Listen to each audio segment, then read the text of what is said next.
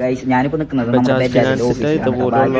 ചേട്ടൻ മിണ്ടാണ്ടി ബാക്കി ഞാൻ പുറത്തിറങ്ങിയിട്ട് പറയാം. ഗൈസ് ഞാനിപ്പോ നിൽക്കുന്നത് നമ്മുടെ ബജാജിന്റെ ഓഫീസിലാണ് കേട്ടോ. ഞാൻ ഇന്ന് എന്റെ ലോൺ ക്ലോസ് ചെയ്യാൻ വന്നാട്ടോ.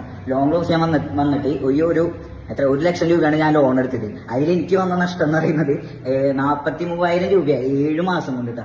ഇവരുടെ ഞാൻ സംസാരിച്ചു, എനിക്ക് 18% എന്ന് പറഞ്ഞിട്ടാണ് എനിക്ക് ലോൺ തന്നതെന്ന് സംസാരിച്ചിട്ട് ഇപ്പോ അതിന്റെ ഇൻട്രസ്റ്റ് എത്രയായിട്ട് മാറിക്കണമെന്ന് അറിയോ? 32%. നിങ്ങളൊന്ന് ആലോചിക്കണം കേട്ടോ. ഇവരുടെ ദിവസമാണ് ഇവരുടെ പലിശ കൂടുന്നത്. അത് ഞാൻ ഇവരുടെ അടുത്ത് ചോദ്യം ചെയ്തപ്പോഴേ ഇവര് പറയുന്നത് ഇതൊന്നും സംസാരിക്കാനുള്ളൊരു സമയം നിങ്ങൾ തന്നിട്ടില്ല എന്നാണ് പറഞ്ഞത്. വ്യക്തമായിട്ട് ഞാൻ ചോദിച്ചതാണ്. അവരുടെ അടുത്ത് വോയിസ് റെക്കോർഡും കാര്യങ്ങളൊക്കെ ഉണ്ടെന്ന് പറഞ്ഞു. വേണമെങ്കിൽ അവർക്ക് ചെക്ക് ചെയ്യാം. എനിക്ക് യാതൊരു തരത്തിലുള്ള പ്രശ്നം കാര്യങ്ങളൊന്നുമില്ല. എന്നിട്ട് ഞാൻ ആ ഫീൽഡ് സ്റ്റാഫിനെ ഫോൺ വിളിച്ചിട്ട് ഞാൻ സംസാരിച്ചപ്പോൾ അവരെന്റെ അടുത്ത് പറഞ്ഞ കാര്യം അവർ വേറൊരു സ്ഥലത്തേക്ക് പോകാനായിട്ട് നിൽക്കായിരുന്നു. അതിന്റെ ഇടയിലാണ് എന്റെ കാര്യം വന്നിട്ട് ഡീൽ ചെയ്തെന്ന്. നിങ്ങൾ ചത്താ പോലും ബജാജിന്ന് വന്ന് ലോൺ എടുക്കരുത്.